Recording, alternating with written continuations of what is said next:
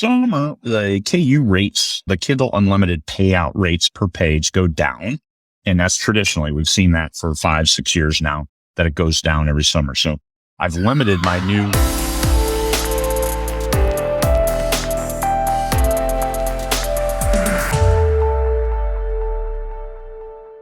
Hello, everybody. It's Joe Solari, and this is The Business of Writing. And we're back again today with my friend, Craig Martelle. How you doing, Craig? Oh, good. Coming to you live from Fairbanks, where it's pitch black and will be for another couple hours. It's dark almost all the time now, even though we still have a couple months left to the solstice. And it's getting cold, too. So we've got all that going for us. Yeah, we're not your level cold, but it's definitely better to have your knit cap when you walk the dog weather now here, too. Yep. So, yeah, we're here to kind of catch up on how Q3 went for you, our quarterly updates that we do. And I thought also after that, we talk a little bit about how you manage multitasking, since you've got a thing or two that you do besides writing, aka 1,800 person convention in 5 weeks? Less than a month. Yeah. Cool. All right. So first, tell us what's been going on with the writing. Summer, the KU rates, the Kindle Unlimited payout rates per page go down. And that's traditionally, we've seen that for 5-6 years now, that it goes down every summer. So I've limited my new releases in the summer. And actually this year I didn't have any. So I had a June new release, and then my next new release was, I moved one up to August just to bump up some revenue. But otherwise, July, August, and September were absolute crap for revenue for me. But I exist off new releases. And at the end of September, I had 2 new releases. So that bumped up the earnings at the last minute, but rolled them hard into October. And October now I have another 2 new releases coming this month. And in November, I've got a few, and December, a few, running a huge number of promotions in the fourth quarter, and put those on the docket and paid for them in the third quarter. So high expenses, low revenue. I still made a decent moment, still made more than 5 figures that month, but for that each month, that quarter. However, it was not optimal. It wasn't like the first quarter or the second quarter. Like June, I think June was a $60,000 month for me. So that one went very well and rolled into the summer, but I stockpiled. I had plenty of books. I finished the 6th book in my Battleship Leviathan series, which was huge. It's a huge series. We're closing in on 3,000 reviews on the first book. And we've got Dick's book deal with audio for that whole series.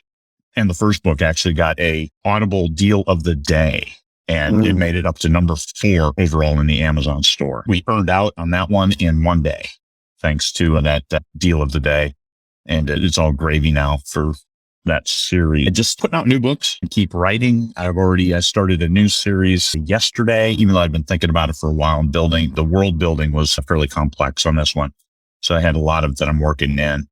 And this is a 9-book series that I'll publish next year and into 2024 in order to, let's say, not take advantage of, but hopefully leverage everything I've learned to write the series that resonates the absolute best with the readership to bring home the bacon. I want this series to earn, the new series that I'm writing, to earn $500,000 next year. And an aggressive target. However, I think this series will do it.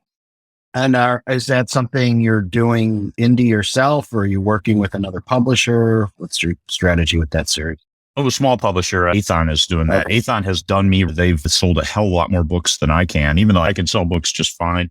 But they went above and beyond. Like I said, that first book is closing in on 3,000 reviews. And my indie stuff, the highest is at 900, I think, which obviously isn't bad, but it's not 3,000. Sure. And yeah, I think that some of these groups like Athon and some of the others that are really honing they're filling a nice niche for authors that are good writers, but don't necessarily want to be publishers and don't want to deal with all the marketing. And it's nice to get that stuff off your plate, because it's a lot of diversion. I do some of the marketing for that series as well, even though I don't have to. It's a good position to be in, because Athon is looking for more established authors to publish, because they can take you to the next level. And it always bumps up my backlist. It's a huge win for me, because it brings Athon has a huge readership.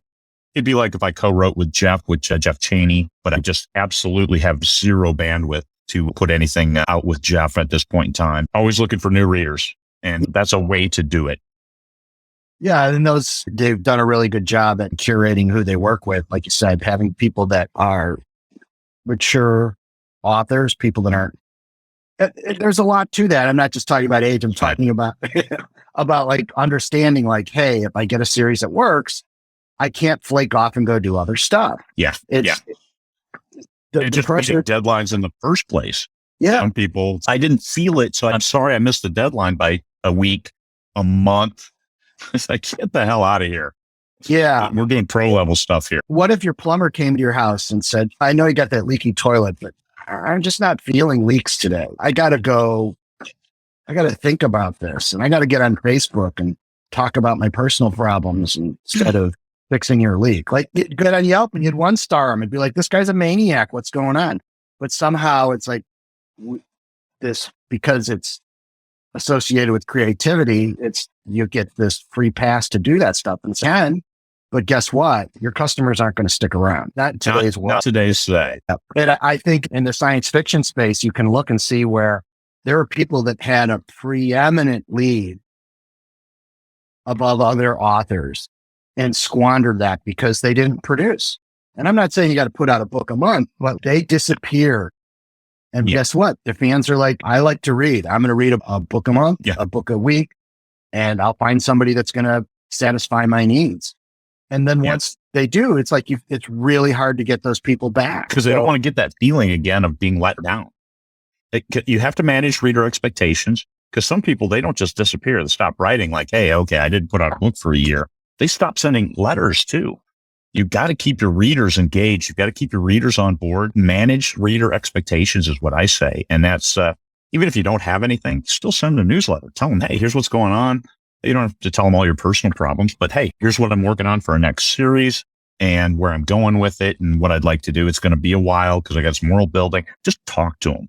They're real people. But if you just stop sending newsletters and all of a sudden you try to get back into it, no, you've already disappointed them once. And these are people who, they all have ex-wives or ex-husbands, and they don't want to get to have that feeling anymore.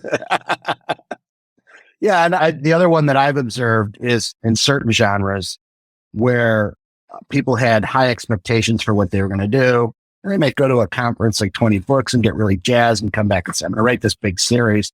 They buy a bunch of covers, they put them up on pre-order, and then they never finish the series. So you know what? You get 1,000 people doing that in the market, and it can really piss off a fan base.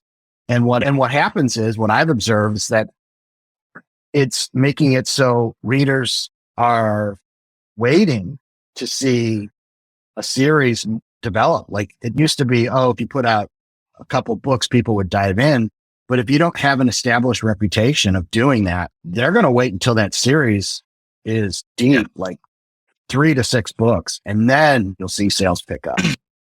And if it's going to go on, like the Battleship Leviathan, the 6th and final book is done. It's been done for 2 months. It comes out in what is it, the 18th? It comes out a week from today, the 6th and final book. And there is not going to be any more. That ends it. And there you go. You can get your whole fix at one pop, and we're promoting them and they're still selling well. And that you can't ask for more than that. But yes, and that was one thing that Athon said is you got to finish, or we keep it going if they're selling well and there's more room. So I left the 3rd book open because it was initially a 3-book series, but the sci-fi readers nowadays, you ain't getting by with a 3-book series. No, I saw an announcement that Jared's going to be 25 books. Oh, really? Yeah. He's got 10 books published in the first 12 months of that series. Yeah. So the first book's at like 8,500 reviews, 9,000. It's over 9,000. Yeah. Okay. And I think yesterday, 10 was like 34 in the store. And to the bigger picture of this thing is, while Variant was a successful publisher in its own right with some of its other series, when you get a series that goes like that, it brings in a whole new group of people, which are now, like in Jeff's case, he built that thing on that Renegade Star series, which is an 18-book series that he closed years ago. He's driving. There's a lot of people coming in backyard that don't know anything about that series and are going into that backlist now and discovering, oh, there's other stuff and it's written similar. Or Terry and Jeff wrote that Messenger core together, or the Messenger together. And this is another one where it's like, oh, I like Terry's writing, and there's this other 18-book series that's there. I think that, to your point about what Athon and these companies can do, is really help when something picks up. It's not just audience for that series. If they market well, it can be audience for everybody's backlist. Yeah. The first book has 9,000 reviews. If only 10% of those people go into the backlist, which is what we're seeing with Athon, I think that was a number that like 10% will dive over. You're not getting a bigger crossover than that. But 10% of nine, that's 900 review writers that are going to dive over. That's good living there. That's a good living. Oh, yeah. Yeah. When you start looking at the lifetime value of some of these readers, it's a very steep curve. There's some people that are worth thousands of dollars, and there's others that they're not even going to finish the book. They're going to buy a book from you, and they're just lazy readers, and that's cool. But those other people that, like from what we're seeing with our direct audio sales, is to see somebody spend hundreds of dollars with you on audio. No big deal. The paradigm shift in your mind from going from get this per page and I can sell a book for $3.99 to like, yes, there's people out there that will spend, if they enjoy your product, they will spend hundreds or thousands of dollars on you. Whatever it takes. That's right. Yeah. And even like we were talking about Kickstarter before, Brandon Sanderson, with his first Kickstarter, the 10-year anniversary of his first book, where he did a double leather-bound edition, a 2-book leather-bound edition of it.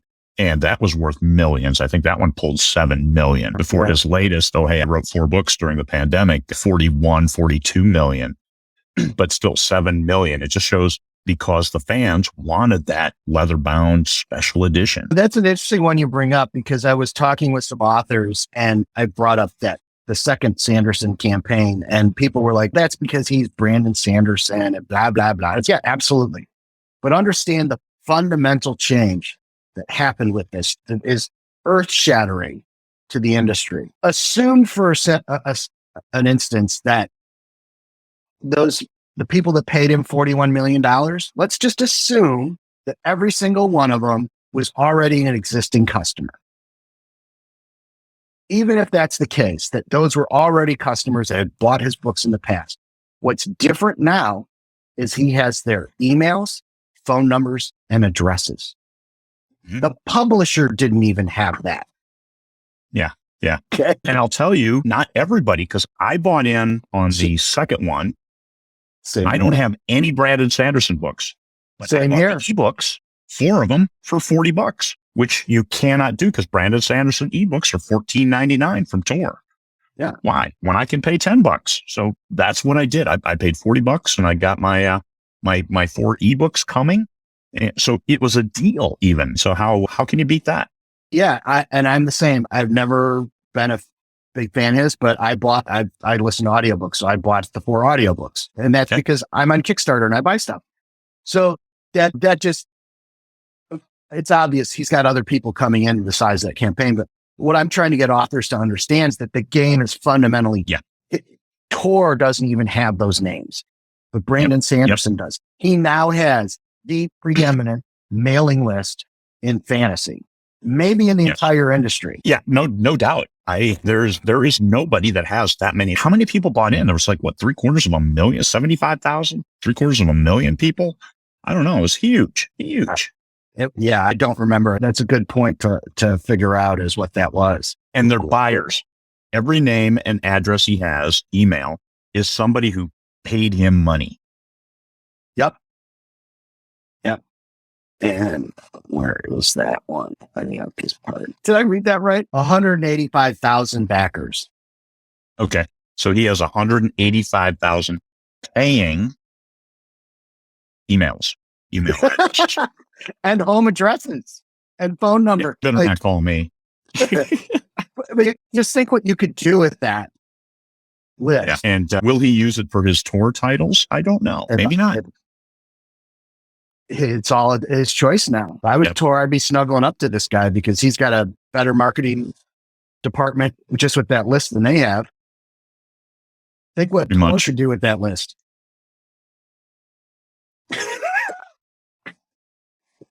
Right? Yeah, bump up their sale. They need better books. Yeah. But that's how like people don't understand like something like this is so seminal in the industry. Yeah. And as long as he doesn't screw that up, it's going to be a big deal for all of us because it sets the tone for a new way of people finding their audience. And there's this level of trust building on that platform as, this is a viable place to sell your story in a lot of different formats. It helps with the pro level quality. That first video, the 15, 17-minute video where he said, I've been lying to you. And everybody's like, oh, Brandon Sanderson, oh my God, lying? I can't believe it.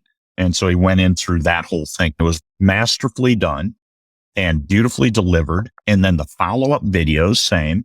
And the professional presentation that he did through all of it it's a level that shows what you can do if you do the things the right way with good forethought and build a product that will then help sell a second product. And I know he's speaking at 20 books and I had him on the podcast. Patty Finn has got great Kickstarter strategies. It's masterful what he's up to. And too often when I bring this stuff up, okay, go watch this guy. They're like, Kickstarter. It's okay. If you don't like money. Yeah. I get it. I haven't done a Kickstarter, but I'm working with another guy, a mentee of mine who writes crime fiction. And he's got an 11-book series that we're going to kickstart. Now, he's not on Amazon. He got himself kicked off a few years ago because of a miscue on his part, which is perfectly fine. Okay, that happens. But he's coming to the show in Vegas, and we'll revisit with them what it'll take to get his account back. But we're going to throw it through Kickstarter first. And the good thing is, not only are these books written, but they're edited too. So they are going to we'll be able to deliver like right away. As soon as the Kickstarter ends, you'll get your first 3 books or something like that, and then just space them out later. So I think that's one of the big drawbacks from Kickstarter. I've joined some Kickstarters where, hey, 99% done with this. The Kickstarter, just see how many we need to order, and then they still fail you. Yeah. And don't deliver. Yeah. I know Russell and Monica are going to be at the show as well. And I think they're closing in on $1 million. On total Kickstarters? Of all the people that are in that accelerator group. And those are small. These are not people that are doing $60,000. There's been a few that have been pretty big, but most of them are $1,000, $2,000 Kickstarters. And I think all they need. Yeah. And I think what's really interesting about it, Russell is like the best. This comes with love. Like the best bad example is because he doesn't write to market. He's not the fastest writer, but he's figured out a way to get that platform to really be a good strategy because he can launch stuff there, build an audience, never go too deep in the hole with his investment. And then when he does go to a sales platform like Amazon, he's not trying to do something that's against his own grain. So you can rapid release when you have 6 books written already. Just hoard them, right? And so when he was explaining that to me, how he's done that, I'm like, wow, that solves a problem for a lot of people that are getting outside of their comfort zone because it's I go there and I hear the successes that people have had with rapid release, but I can't write that fast. So, okay, do it this way. Go launch stuff over there, build a market there, then come over to Amazon, release the product there. There's nothing that says you can't do it. The thing with Kickstarters, it's a microcosm of how the overall author business works in that you release a new book, you get certain people liking it. Now you collect their emails because they join your newsletter list. And with each new release, you add people to that group. With Kickstarters, everybody who bought into your first Kickstarter, you don't have to do anything.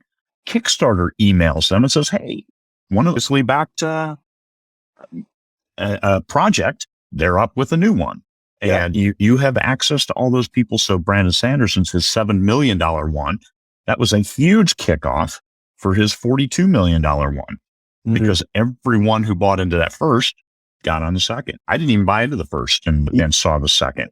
Yes, I saw that first one. I didn't buy it either. I was like, I don't want a 10-year-old book just because it's leather. Here's the thing is there's a market there of people that just collect leather-bound books. They don't even read them. But Patty talks about it in the video and how he's going to the strategy, focusing on the D&D piece, where he's going to be putting out quicker, smaller campaigns that's like supplemental materials for different campaigns just to build the list and to build trust with the fans. What you were talking about earlier, it's like, we're going to do it. And then the books are going to be delivered a week later, right? Like that kind of stuff. You don't understand on Kickstarter how powerful that is, because most of those people are used to waiting months and months. I've got shit that shows up on my doorstep. And, oh yeah, I remember ordering this. Yeah. Holy cow. Yeah. Years with pandemic, some of this stuff. Yeah. So cool. Let's get back to you a little bit. So we were talking before we got on, with all the stuff you do, shows planned a year. The last time you and I saw each other face to face, we were sitting in Madrid, Spain, and you weren't writing, you were running a show. How do you multitask and how do you compartmentalize these different things? And maybe if you could share, like, on a daily basis, weekly, monthly, like, how do you do that? And first and foremost, I need to get my words every single day. I know some people can't do that, but every day I've got to get some words, and I do it in 5-minute sprints because that's manageable. I can cut out 5 minutes of my day for a sprint and I can get 200 words in those 5 minutes. My goal is to get 1,000 words before 6 or 7 in the morning. This morning, I've only got like 500 words, but it's the very start of a book. So I've got a lot of world building and I've done some graphics and things. I've got an artist building my solar system for the books. So all of that stuff. So that coordination, getting the words is first and foremost. I can get my word count within 1 to 2 hours. So I always have to make sure 1 to 2 hours total in 5-minute chunks. I have a running list, a running to-do list that helps keep me on track, because I have, at any point in time, I have a cover being produced, an editor editing a book coming up for editing, a book getting proofread, and all of these are different books. And also have like outlines for future books, either with a collaborator or for myself.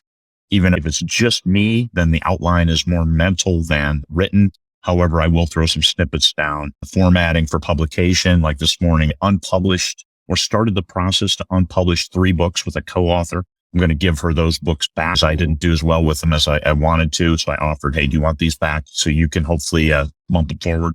So I'll unpublish them. I'll take them out of my kitty and move them over to hers. But I had to start that process and pull them out of KU first, Kindle Unlimited.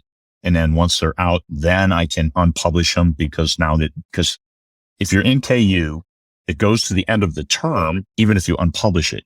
So then that could create problems if she went to republish and it showed that it was still active, even if you couldn't check it out. There's a number of steps just to make sure you stay above board with Amazon, and even in appearances and all of that. But conferences, at any point in time, I have 4 conferences going right now. I have Vegas is coming full speed ahead. So I probably get 10 to 20 messages a day on Vegas that I can answer quickly or forward to a good group of people that I'm surrounded by who are handling the various elements within Vegas, like the vendor tables, like the signing day, lines, the signage, the swag, check-in desk, all of that stuff. And I also have 20 books Adelaide, so Australia on January 6th, 20 books Auckland, New Zealand on January 20th, and then 20 books the Mastermind group in the Mediterranean next summer. Working that, and SPF, I see those tickets go on sale this Friday. So I'll have those that I need to get. And then the travel. So me and my wife will need to get some plane tickets and make some reservations, as well as double checking our travel over Christmas, where we're going down under, see my grandkids for the first time in 3 years. Wow. And get those shows on track as well. I've got some swag to order for both Australia and New Zealand. And I've got the graphics, but I've got that stuff to do, but just tracking. So I go through all of that in my mind every single day. And this is, I don't have it in the background with, hey, he's got all this stuff going. Now I know what's going on. This is just detail oriented minds that I've had my whole life, like a project management mind. Every effort is a project, and I look at it from that perspective. Like a book, you have the writing, you have the editing, you have the cover, you have the blurb, and I put the metadata all into a blurb, into a separate file. So when I upload, it's just copy paste. I'm not making it up as I go to get that into the system. Then I get the ASIN, then I go over to Genius Link and put together a quick link for it and start the process of populating my website, which has some 160, 170 titles on it, keeping that engaged. And as we get new audio, put up the audio clip on my website, a little bit of all of it. But once again, I do have some people that I'm surrounded by that take care of other details.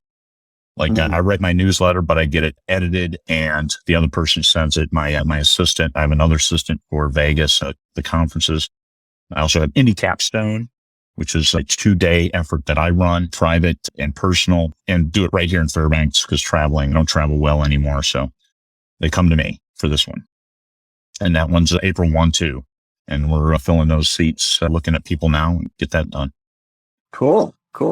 Yeah, I know for myself, I took a big leap this year and I brought on an assistant, and it was what took most of the time was me like getting everything together so that I could explain to her like what I was looking to have happen. And I used various tools to do that. But that was also the biggest obstacle for me to do it because I was always falling into that. It's just easier and faster for me to do this myself. But it's like, yeah, but I need that time to do other stuff. And these tasks aren't necessarily the best use of my time. So yeah, let's just say for argument's sake, it took 3 times the amount of effort to capture that stuff and to pass it along. But now the way my content goes out is almost seamless. Like I just drop things in folders and she's been trained on various tools and she knows, okay, go do this and do that. With this podcast, things will get split out, turned into the video for YouTube. It'll get turned into a podcast audio and it'll get turned into a post on my website. And none of that stuff after this raw video being created is stuff I do. And Good. Yeah. So, and then it's like, now I'm addressing a bigger issue of like just getting my content out there and visibility and good SEO. And now I can take that time that I was using to do that stuff and apply it at a higher value to people that are willing to pay more for that time. But I'm like for me, the highest value thing I can do is write. So that's getting those words every day and getting those books done monthly or every 6 weeks is critical to my revenue streams, is critical to my overall author business health. Because without that, I lose credibility to deal with mastermind folks. This year, I think I should come in a little bit over 400,000 for the year. A lot of credibility in making that kind of money as an author.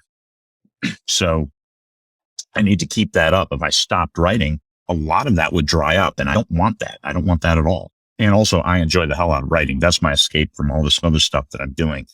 But so I'm a fan of people who run conferences. They should be successful.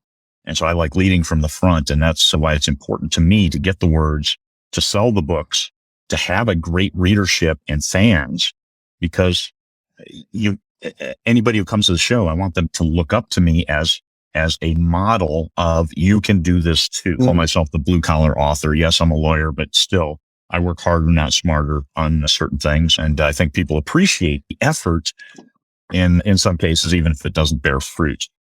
But the writing is my biggest impact. And then second is probably reader engagement. And I don't do enough of that. Now I do some newsletter a week, but I do a lot of author engagement and probably almost to the, almost too much in author engagement, but that's my position in the world right now. I don't think I have much choice to pull back from that and not engage with authors and to try to show that, hey, we're all in this together. And there's a way you can be successful if you work hard at the right things, the things that I usually say. They apply. Anybody can be successful in this business. You don't have to have an MFA. You don't have to have a law degree. You don't have to have these other things. You just have to have the desire to read and write better. They said a lot there. And I think that for anybody in this industry that isn't doing, like, if writing is a priority, then before anything else, before you get your kids up for school, like whatever it is, like it has to be set at that level of intensity.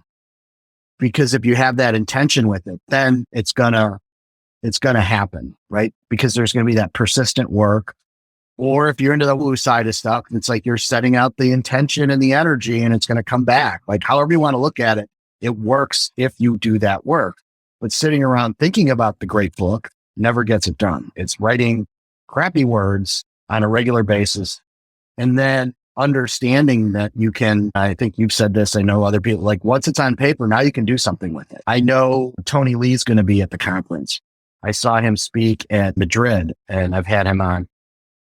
Like he gives some really good advice on once you get that stuff in that process, like how you can make that even better and better. And it doesn't matter that you go back and forth and jump around, whether you're pants or whatever, just so you get that linear experience set for the first time it's read, right? That's when it's got to be like, you thought this all through from the beginning to the end. But he actually, his thing is about writing backwards. It's, oh, I've got to go fix all this stuff. That's okay. That's the process. It makes the book better. But to think that you can just get it perfect the first time probably is going to limit your career. There's not that many people that are just naturally good at those. Although I write my first draft and send it over to my editor, I know what I've written and I go back while I'm writing and I edit as I go. So it's not really the first draft that I give my editor, but pretty much when I type the end, I just hand it over that same day. But I've already gone through it, at least in my mind, and gone through it, read what I wrote yesterday before I start today. And you keep moving forward. Once I turn over to the editor, I start the next book. We don't sit and languish and take a victory lap. Yeah, I think that most authors are that way, that they write and they go back and they begin to start to get reset where they're at, and we'll make some changes and updates. But whatever your process is, then figure out that process, and then can you improve the process? Can you make just 1%? I use the analogy a lot. It's like, why would somebody like Tiger Woods or any other high performing golfer hire a putting coach? They know statistically that's where most of the strokes happen. And one putt could be the difference of making another $1 million that year. One single putt. So they know, they understand that level of excellence has to always keep for them to stay. And then, oh, by the way, and especially with athletics, you've got to deal with the fact that while you're gaining an experience, you're losing in your physical attributes. So you have to figure out some other ways to be better at what you do, right? Yeah. Cool. What else is going on before we wrap up here that people should know about? Maybe we talk a little bit about fourth quarter, what you got planned? Fourth quarter, I got a lot of releases. I have a lot of promotions, November, December, because traditionally October, November, December are the highest Kindle Unlimited page read payouts of the year. However, September just rolled in with a 0.47.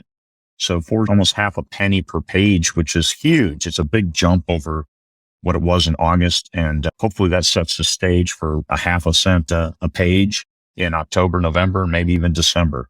So I am set to exploit that by putting all my box sets on sale, running a lot of paid promotions, and getting my stuff in front of as many people as I can get it in front of. And always join my newsletter if you like this book, or read the next book. Both of those links are available in every single book. What's the next one? And, oh, by the way, here's a way to stay informed of everything that's going on. Cool.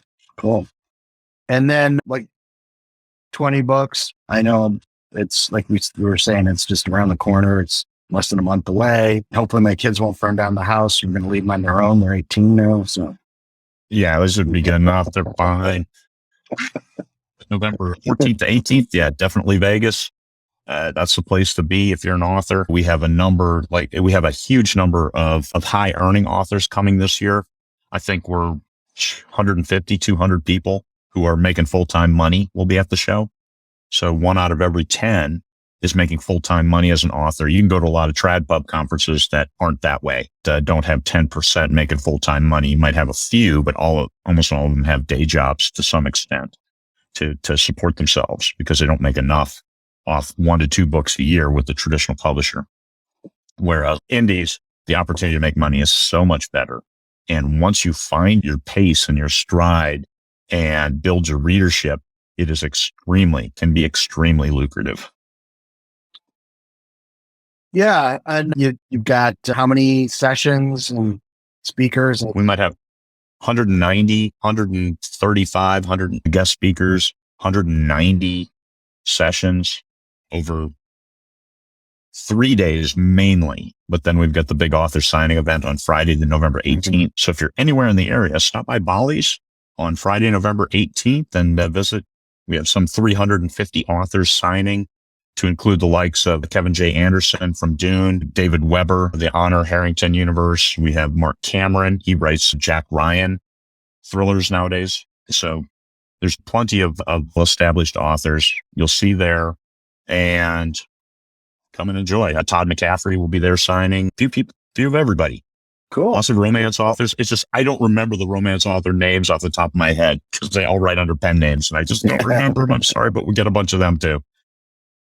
Yeah, I think it's well represented as far as genres. It's not like heavy thriller, heavy romance, heavy fantasy. Some of these more topical things are. So yeah, there's a good mix of people there. Cool. All right, man. Well, it's great talking to you again. Thanks, Joe. And I'll see you in a couple of weeks. Yeah, we'll see you in Vegas, man. Yeah. All right. Are you treating me to anything? I stiffed you last year, so I'll probably stiffed Joe once, and you're stiffed forever. No, I think we have a conflict because I'm doing on Wednesday, and I think you're doing that big D&D thing. So I'll buy you. Oh yeah. Man, I'm in the big D&D campaign. Yeah, buy me coffee. I'll go with that. Yeah. Even Dakota stiffed me, so like I get my priority. I understand where I fit in this grand scheme of role playing games. Amen, man. Yeah. So. All right, man. We'll talk to you later. Bye.